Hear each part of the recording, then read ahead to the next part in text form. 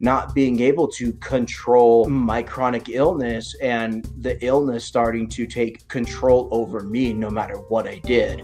And so when that happened, I had to learn a whole new way of doctoring, which was to start speaking up for myself, to find the caretakers that I needed and the doctors who would fight for me, because no one believed that I was sick because I didn't look sick.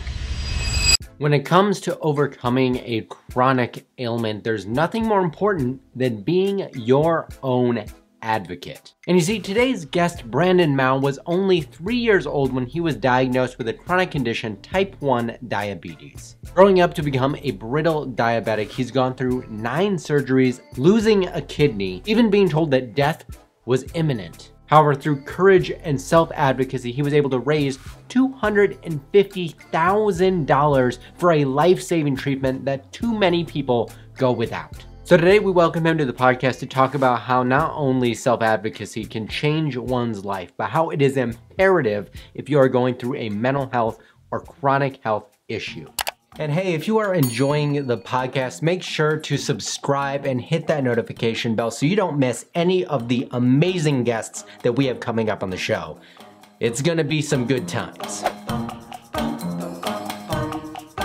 Hey everyone, welcome back to the Road to Recovery podcast. I'm here with my buddy, my pal, my second half, Tommy Kelly. Thanks for being here, man. There's been a lot going on in the world. I mean, you've been doing a lot of ED patient advocacy on your profile lately. It's Absolutely much needed as we're coming out of this pandemic, as well as Brandon over here, whose health journey, as we'll get into in a moment, is really compelling. And I think no matter what you're going through at the moment, almost anyone that's dealt with any sort of health issue can relate. So Brandon, I really appreciate you being on here. So thank you. Let's just kind of start at the beginning. I did a little intro prior to this recording, kind of talking about your background with type 1 diabetes and your pancreas transplant and patient advocacy, doctor shopping, all these things that we're going to get into. But maybe we can kind of just dive deeper into your story, kind of where it all began for you as far as this journey with advocacy, because I know you were, like everybody else, pursuing other things up until your health kind of went kaput for a while. And that totally rerouted your life. Yeah. Hey, everything was steady the course as far as I know, just living with a chronic disease and managing it as best as I can until I was in my late 20s, when all of a sudden I had this terrible pain in my side. Anyone with a chronic illness, you just kind of look over pain. You just think, it'll pass eventually. And you just have a higher tolerance with pain. And so that was my assumption. But the issue was it never went away. It simply got worse and was to the point where I didn't know what to do. It was such a bad pain that I knew it wasn't normal. And I needed to get it treated. So I thought, I'll go to my doctor's on Monday. This was the weekend and I couldn't wait. So I ended up at the hospital. My first time in the hospital since being diagnosed as a diabetic at the age of 3. And it turned out that I had 2 kidney stones the size of my thumbnail in my left kidney. They don't know how they developed, why they developed. But it was blocking my urine from draining from my kidney to my bladder. And I was septic. So they went in for emergency surgery, removed the kidney stones. And that is what started this whole health journey of me not being a well-controlled diabetic, not being able to control my chronic illness and the illness starting to take control over me no matter what I did. And so when that happened, I had to learn a whole new way of doctoring, which was to start speaking up for myself and to really do research and to try my absolute best to speak up for myself, to find the caretakers that I needed and the doctors who would fight for me, because no one believed that I was sick because I didn't look sick. They just assumed it was all in my head because the lab results came back good. They did the surgery to remove the kidney stones, so everything was good. But all the while, my kidney was continually septic, and it would scar up and then run into the same issues that I was having before. And so after 8 surgeries, they removed the kidney, and then I was left as a hypoglycemia, unaware, brittle type 1 diabetic, which became another whole uncontrollable issue that I had to find out how to deal with.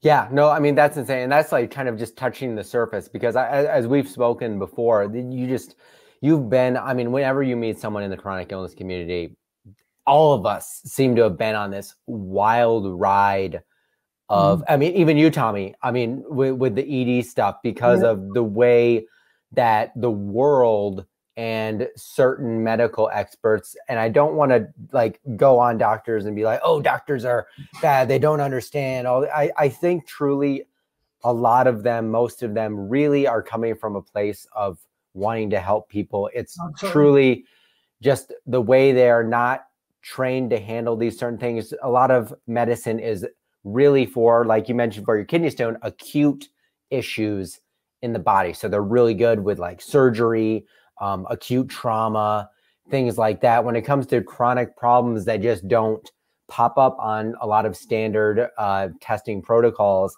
they're kind of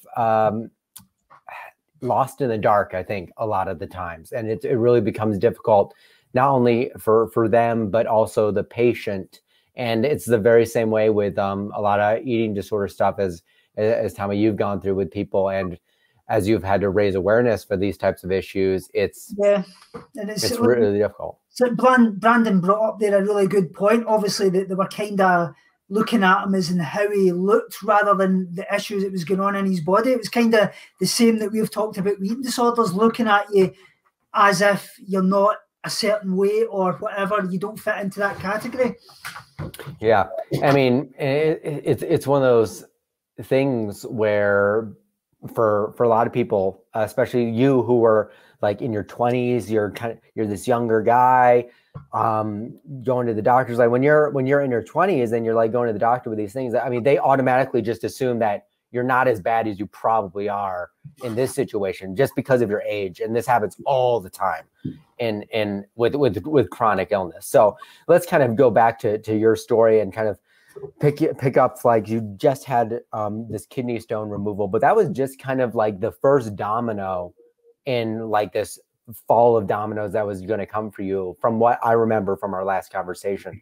So maybe we can kind of pick it up from there and kind of see where the story goes to kind of where it really got messed up. Yeah, I like the way that you put that, because it really was the first domino in what led to this huge pathway of like finding what there was wrong with me. And so that started with me just getting back to life and living life normally, but having hypoglycemia unawareness, for people who don't know, means that you don't have enough energy in your body to function, and your mind shuts down. So when your mind shuts down, you can't function. And when that's happening 3, 5, 10 times a day, you no longer can become a functional human being. You just learn to start surviving. And I started doing that without realizing it. It became such a normal thing for me to have low blood sugar without me realizing it, that days, weeks would go by without me realizing that I was in this haze. And so when it started affecting my work, when I couldn't wake up and drive to work on time anymore, when like I would literally lose track of time, and I would have phone calls and hundreds of missed text messages without me realizing it because I was passed out. That's when like it was really going off in my head that, hey, Brandon, you have something wrong with you. The doctors are ignoring what you're saying. You need to start asking more questions. And so I started making appointments with more doctors. And this was when I really had to stop working. And so then my full-time job became my care, because I knew that I needed to get back to the life where I was before, where I was well controlled, feeling good, being a productive member of society, because I didn't view myself as this sick person, but I was. And I needed to take care of that issue. And number one, find out what it was causing it, because I was eating correctly, I was taking the right amount of insulin, I could change the insulin according to what I was doing, and nothing was working. And so went to doctor's appointment after doctor's appointment after doctor's appointment, and no one could tell me what was going on. They just would suggest eating, trying to eat more meals more often. Well, when you don't feel good, you don't want to eat. And that becomes an extreme issue. And when you take insulin as a diabetic, you have to make up for that insulin by ingesting carbohydrates, whether it's through liquid or food, because you have insulin that needs to process itself within your system and attach to carbohydrates to work correctly. And then if you don't, you cause yourself more hypoglycemic episodes. So it's this whole like diabolical treatment where you don't feel like doing something but have to, but then you have to take medication, but it's causing you to reach this point of death. And so it becomes this terrible vicious cycle. And then you go to doctor's appointments and you're willing to try everything, which I was, and they don't have answers for you. And it's almost like they're scared because they know my condition was so it was as worse as it could be. So they didn't want to touch me. They were like, well, let's try this and let's try that and come back next week and let's see what's going on. Here's this new medication. Let's try it. Let's see what happens. And really, I wish I would have just been referred to better specialists, to people who handled what I was going through better. But the doctors, I don't know if that's just an American thing or within the endocrinology, internal medicine aspect of doctoring, but it wasn't like a share service like, oh, hey, I know a doctor who really specializes in this aspect of what you're going through, let me refer you to them. It wasn't anything like that. It came down to, well, let's test for everything. Let's see if you have Hashimoto's. Let's see if you have any other autoimmune disorders that's causing all of these issues. And after I was told by the doctor that this was the best that I was going to get, like I would have to accept that this was my life.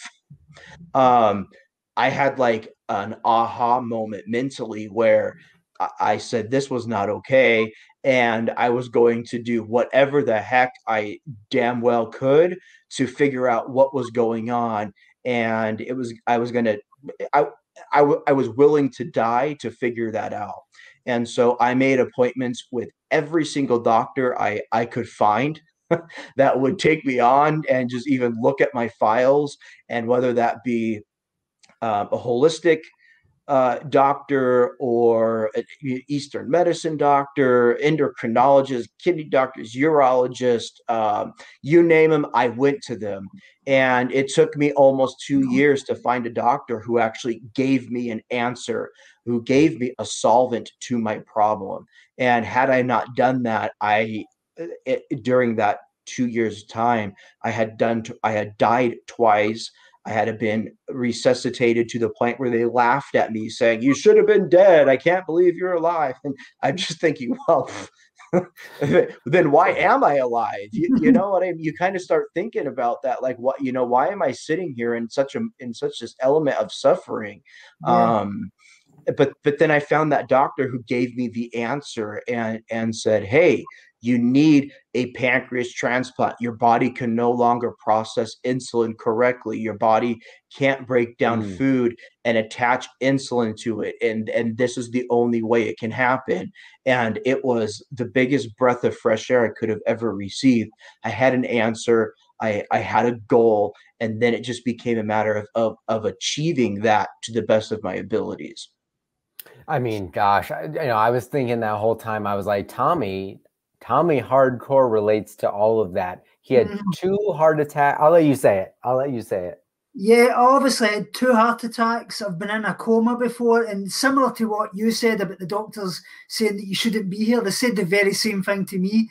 It's just like very, very relatable, exactly everything you've said there. I mean, Crazy. I haven't gone through anything on that scale, but I relate hardcore to the feeling of doctors Mhm. not wanting to refer you to anyone. In fact, I have, for people that don't know, I have, like, me and Tommy both have some level of peripheral neuropathy, Mhm. and from our eating disorders. And when I was first experiencing my problems, my GP never even came to his mind that I should maybe see a neurologist ever. He basically, I was going in like a couple weeks in a row with worsening problems, to the point where I woke up one morning and my entire spine was on fire. Like, you touched it and it just radiated down my spinal column. Yeah. And he was just like, you probably pinched some nerves. Go home and rest for a few weeks. And I was like, I've been in here to see you 4 times in the last 3 weeks, each time progressively worse. And you're telling me to go home and rest and take naproxen? Like, no. So I had to, like you, Brandon, and like you, Tommy, I thank God my insurance, which unfortunately a lot of people don't have in the United States, Mhm. this access. I was able to refer myself to physicians without needing his approval. And I started seeing neurologist after endocrinologist after rheumatologist, because I noticed that even after starting to go to see them, I was like, oh, wow, I really need to find somebody even more specific, because I went to see this neurologist and it kind of felt like seeing my GP, whereas I didn't understand why he was a neurologist. He wasn't very investigative. It kind of seemed like we were on the same level of knowledge base, which I'm not going to say that that's true, because obviously he's gone through his PhD and all of these things.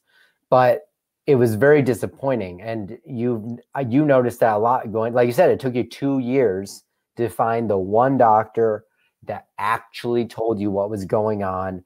And when you got this news, from what I recall, it was kind of like, hey, if you don't get this within blah, blah, blah amount of time, you're going to die, or something along those lines. It's going to be really bad. So maybe you can kind of talk about that experience.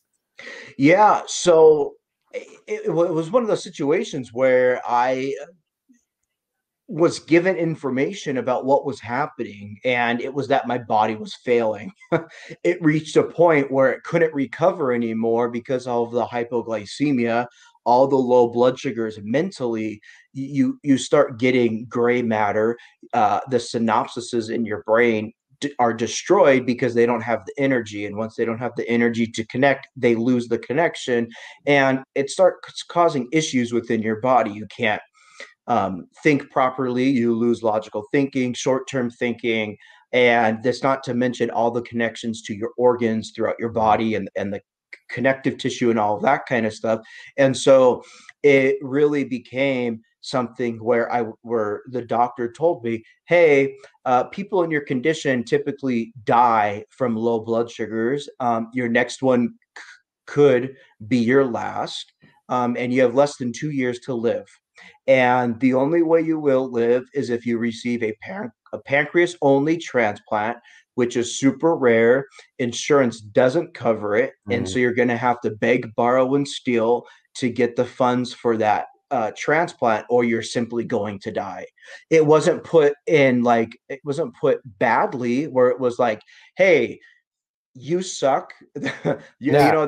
The only access you have is to have money to, to be healed. But it was more like, hey, like I am very fortunate I that you came and saw me, because I do have the answer for you. And it gave me that breath of fresh air. It put wind back in my sails, because now I had an answer of something that I could move forward and start to try to achieve. It wasn't me just going to doctor anymore. Now it was like, okay, referral to a transplant hospital, figure out what was going on, and then going through all the ups and downs of that. Because I don't know, I didn't know what it was like to need a transplant or go through the transplant process, and I had to learn about that all the way long. And it was we tried to build the insurance. The insurance said nope, it's a optional coverage within the Affordable Care Act. And all the insurances, I was living in Arizona at the time, all the insurances in the state declined to offer coverage for a pancreas-only transplant. So it was $250,000 cash up front once you were determined whether or not you could be a candidate. And I needed to fundraise that money through social media and crowd fundraising. And through some miracle, unbeknownst to me, the help of many people, I was able to raise that money and got on that transplant list. And it took me almost a year from that point I was told about getting the transplant to having the transplant. And so it was like the biggest whirlwind, life-changing experience that I had ever gone through in my life. And I wouldn't trade a single thing for that experience. Yeah. What I mean, I mean, it may be obvious, but I just kind of want to get that emotion across of like, you're told that you need to get this transplant. It's going to be $250,000. All the insurances are going to decline it because, I mean, unfortunately, I feel like that's what they do for some of these life-saving procedures. I know people that need things like IVIG for certain autoimmune diseases, extremely hard to get insurance to cover it. That's like a $10,000 a month IV injection that you basically need for life. And insurance is just like, nah, I mean, sorry. I mean, that's the unfortunate thing. It's like some of these life-saving operations or treatments, it just seems like we're in a system that wants to keep you perpetually sick. And it really bothers me. So how, I mean, maybe we can get into a little bit of detail, but like, what was the journey like kind of raising this money? What were you, like you mentioned crowdfunding and all of these different things, but like, how are you getting this message out to people about your situation? And kind of how did this lead you to what you do now, which is a ton of advocacy work and stuff like that? Yeah. So I'll put it like, here's the thing. I was not a kind person to deal with. I would not put up with anyone's malarkey or BS. I was at the point where I knew I was up against time and I wanted to live. It wasn't this thing of, oh, well, if I'm able to live. No, I wanted to live. I had just got done with law school. I was happy, and then all this happened. And so I wanted to get back to that point. And so fundraising was not my first choice.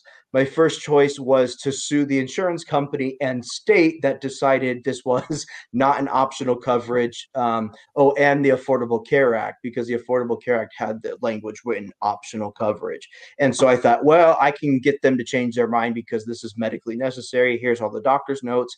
And then I got a response that said, no, sorry, you don't even have standing to sue because it's an optional coverage already decided. And so that was a pretty big letdown. And so then I had to look at what my other options were. And that was to crowd fundraise when I wasn't even on social media. And I wasn't on social media because I was a former high school social studies teacher, and students tend to find you in various ways. And it's not bad. It's just, I don't want to be online. Yeah. And so I wasn't a person who liked to share my information, especially health.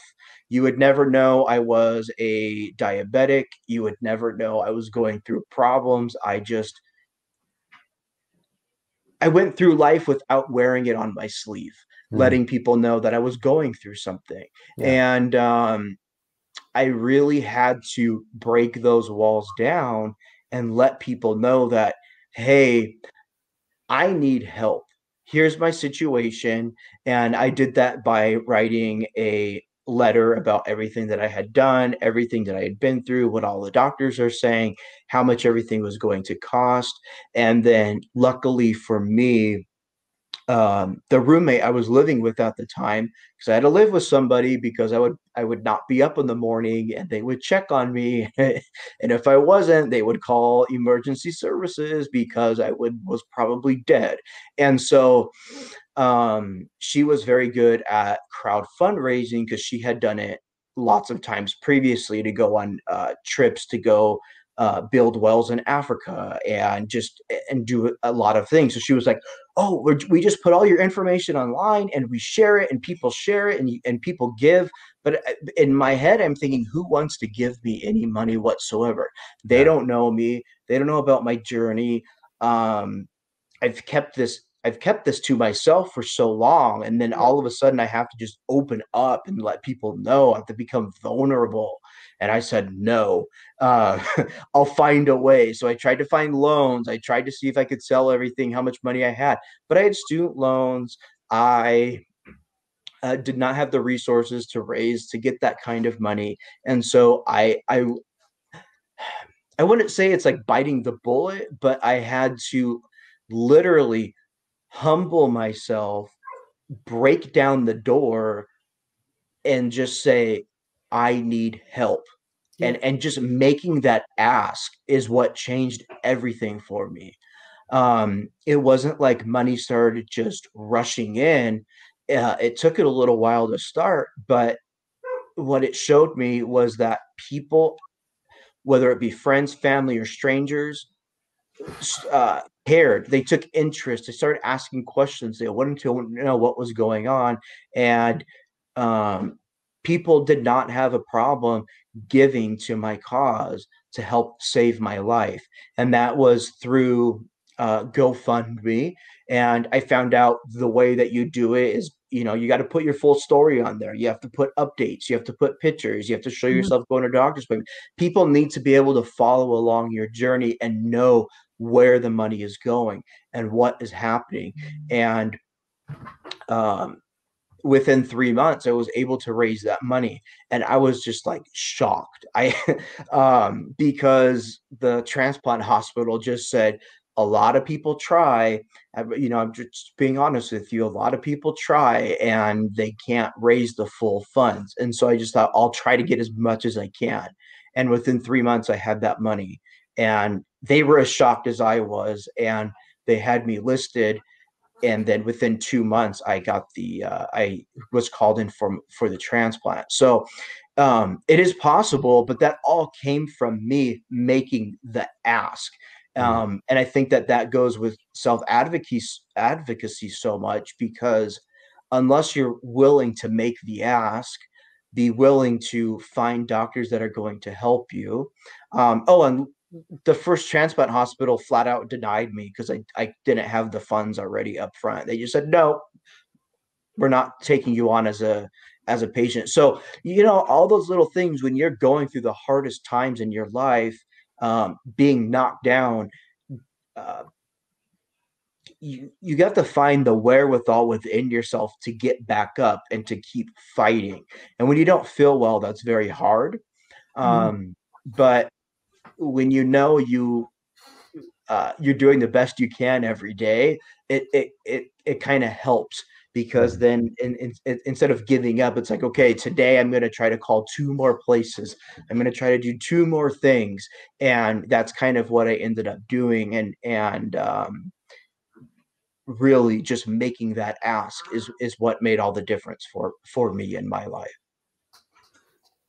Yeah. I mean, that's a really good point. I think making the ask is probably the most important. The one thing I was thinking about during that, and this is kind of using your message to kind of tie it into other situations, just because it's on my mind, and me and Tommy talk about it all the time, is it's kind of the same thing when you're in recovery from an eating disorder.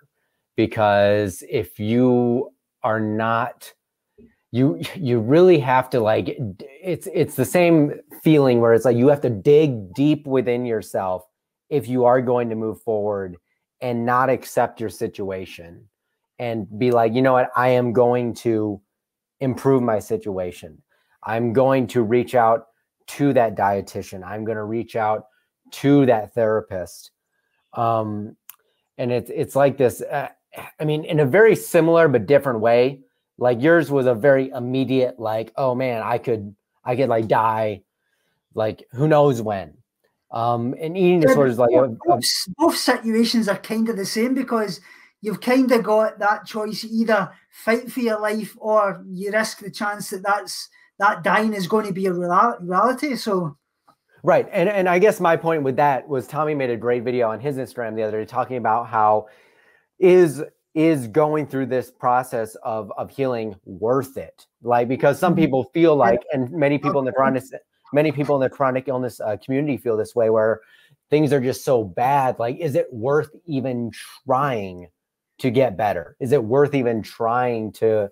I've been said no to so many times, or I've been like discouraged so many times to just not do anything and accept that this is just, I'm going to be crap and get worse forever kind of thing. And it's like, it is worth trying. It just like, you have to dig deeper than you've ever, and you know this, Brandon, you got to dig deeper than you probably ever had to dig into yourself to push yourself forward when you're faced with such an adverse situation. The sad thing is as well, though, just when we're talking about doctors and things like that, most of the time you can give up just because of them, because they kind of put that nail in your coffin. They'll say to you, well, you've exasperated all avenues, or this is not going to work for you, we've tried everything. And people kind of put all their belief in these people because they're the authority figures. They should know. So it's about not giving up on yourself. It's about trying all these different avenues and exasperating every single avenue you can, because maybe one person won't listen to you, but that next person could be the one. So that's what we kind of need to do. Yeah, I mean, Brandon, that's exactly what you went through for 2 years. You were looking for doctors until you found the one that told you what was up. And then after that, you go on this entire other journey, not only crowdfunding, but just finding a transplant hospital that'll be willing to take you on and do the damn thing. And then once you've gotten the transplant, how did that kind of launch you to where you are now doing the work that you do? Yeah. And let me mention something about this chronic illness thing where people think, why even try? You know, because when you're feeling good, when you don't have much to worry about, you're sailing, you know, life is easy.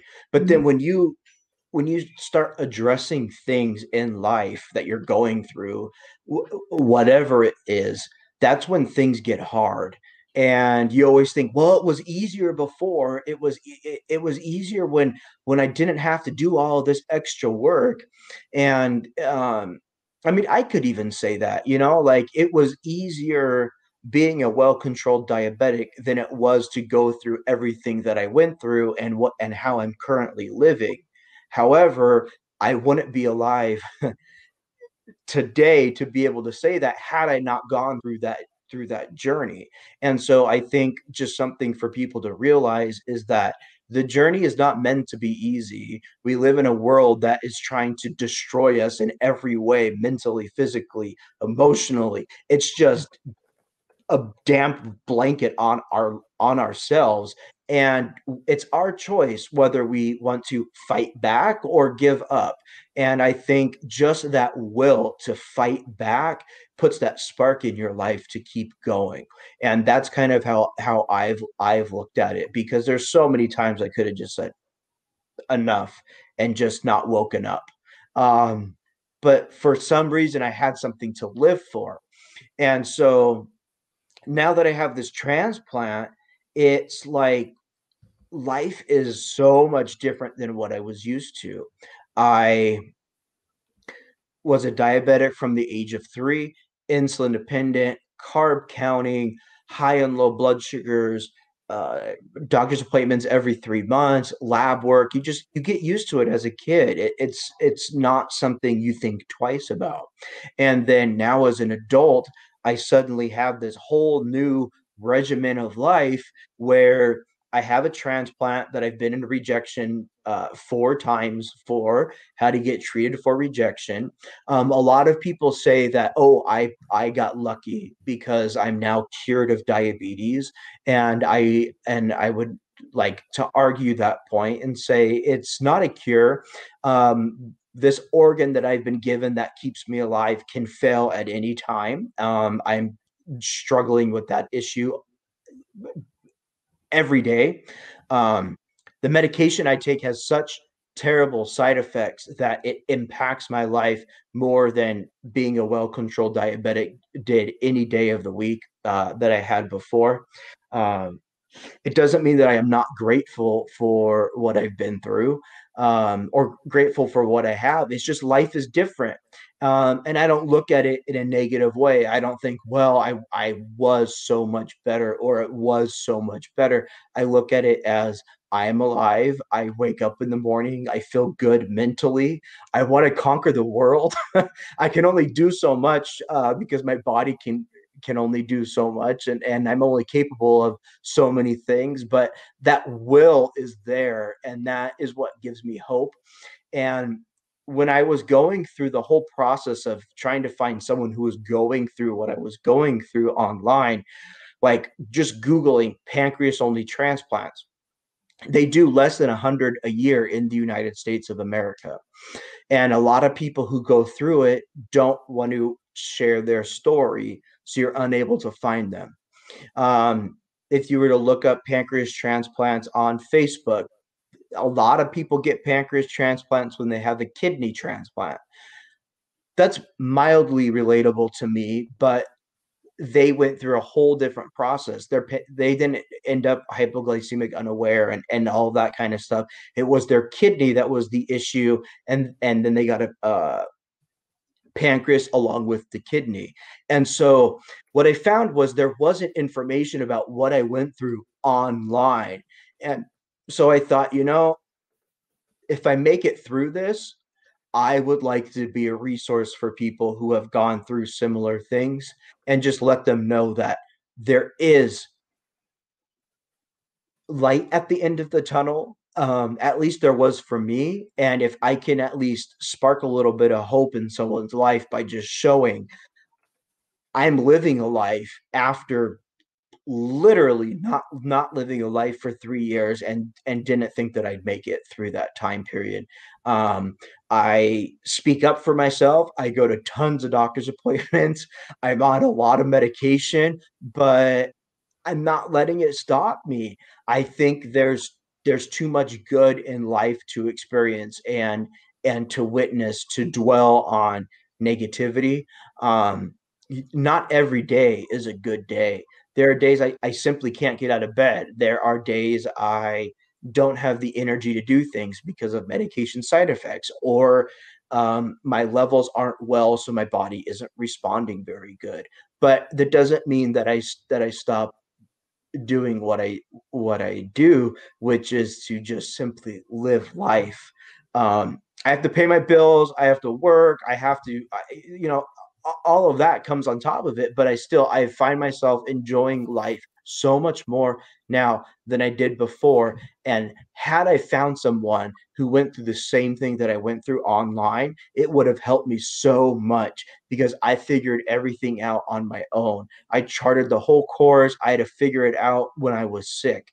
And so now I hope that by putting my information online out there, doing podcasts like this, sharing my story, just letting people know that whether our stories are the same or different, we're all going through something. And it comes down to just being willing to just keep pushing forward. And even if that takes looking up to someone else, or looking for someone else who has been through it to give you that hope or that little bit of inspiration to keep doing it, is worth it to me. And so that's why I'm vulnerable. I put my victories and my failures online. I talk about all the stuff that I'm going through. All my posts are like blog posts about all the junk I'm going through, but the reason why I'm still I'm still in it to win it. You know, I'm not giving up yet. And so that's why I really ended up finding a platform online to share this journey, because there wasn't anyone that went through the similar things that I did that was there to really help other people.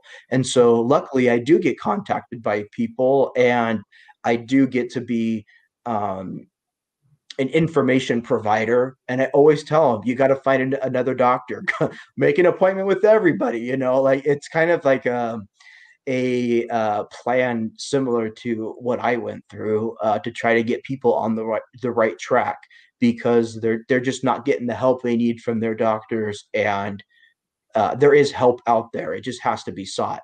And another thing is that Google is an incredibly great resource for health online. I would not have found out half the stuff I know had it not been Google.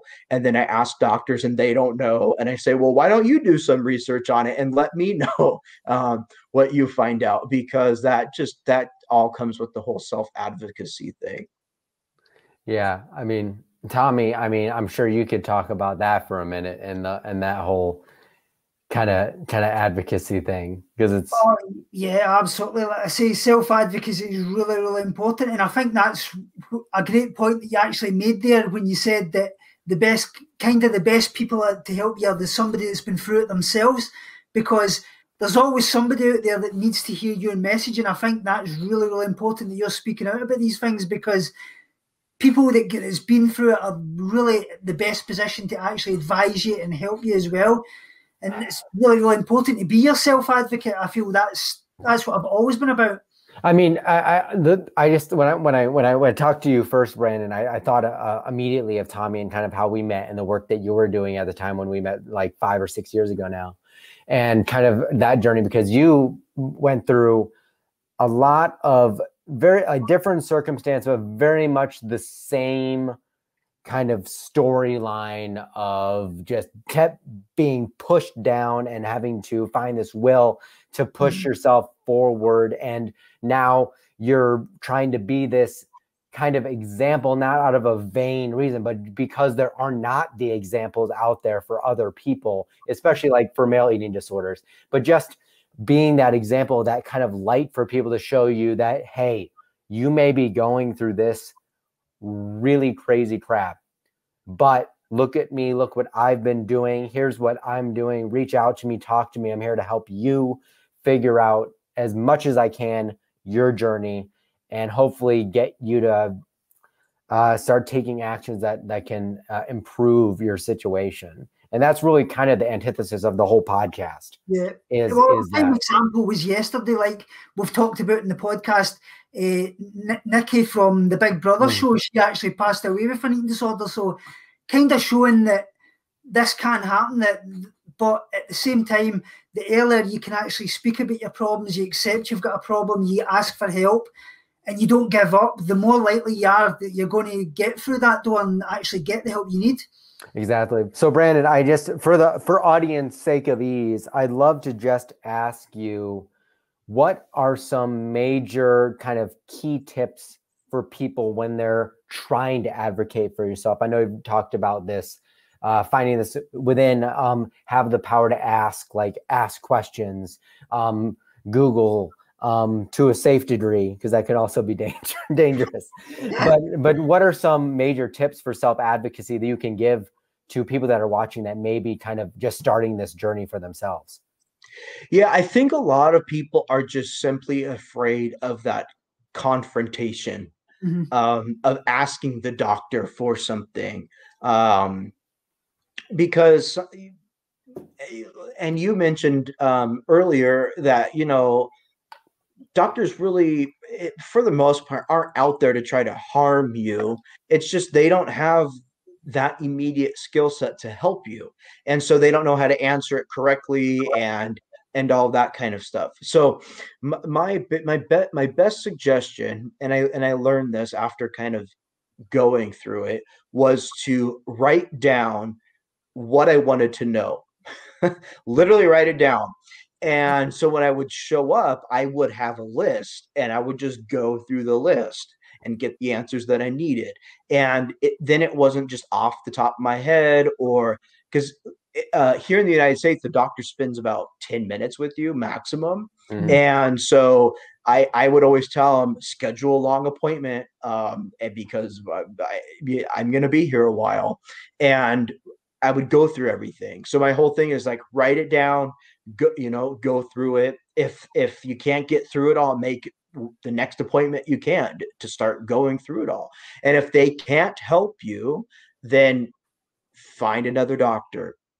You're not hurting their feelings. There are other doctors out there, and you never know. You might need to see someone you never even thought of. And so whether you need a referral, or you can, depending on the type of insurance you have here in the United States, whether you need a referral or you can make the appointment yourself, make the appointment. What do you have to lose? If you have to pay a copay or whatever, it's better knowing than living in a state of unknowing, because it really takes getting down to the bottom of things, getting down to the nitty-gritty, going through absolutely everything with self-advocacy. And it's talking about yourself, what you're going through, what you think it is, because you know your body the best. And a lot of times we're given hope. Ooh, let me try this new medication. And you find out that it makes everything worse. Don't be afraid to call and say, this fucking sucks. And the doctor is going to have to address it, because they can't leave you on the same stuff. And so really for me, it's just starting down, writing about it. You'll start getting used to it.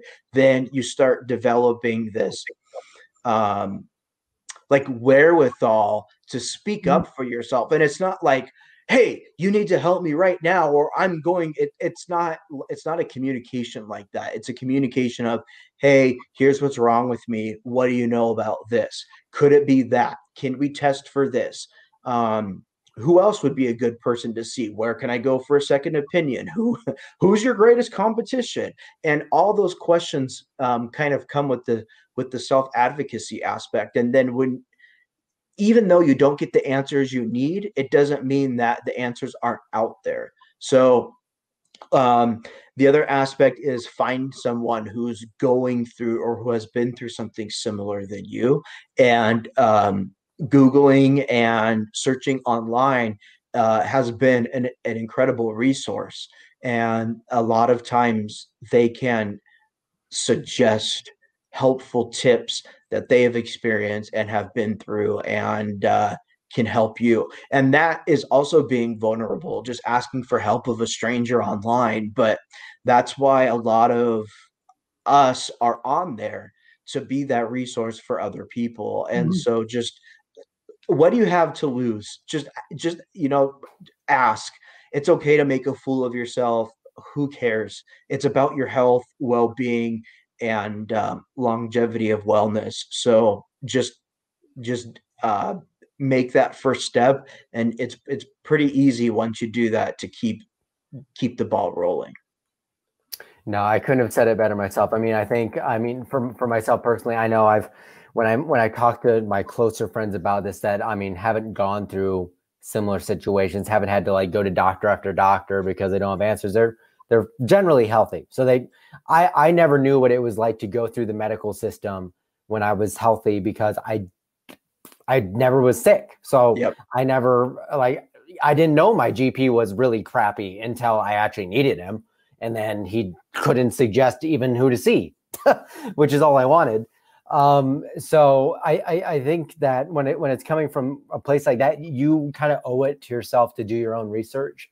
Because I discovered after doing my own research, I'm sure you did too, Brandon, that sometimes you go to a specialist and you know more than they do about the subject, or at least the questions to ask, or the things to look at in blood testing, or like you said, it's always worth having the information to ask them about, because maybe it'll trigger a thought for them that they just weren't thinking of.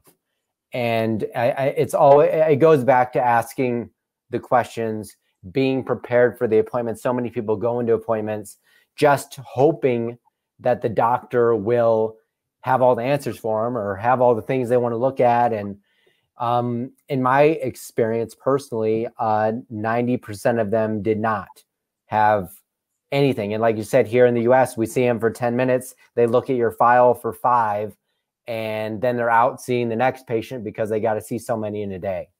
Mm-hmm. And so I don't know if that's quite your experience, Tommy, because I know you're in the UK with NIH. Exactly the same. The UK, we've got like 10, 15-minute appointments. And the one thing I would say is probably a good idea if you're really anxious to put your points across, even if you have written them down, is take someone along with you that you trust and that you're able to do. That's really, really important as well.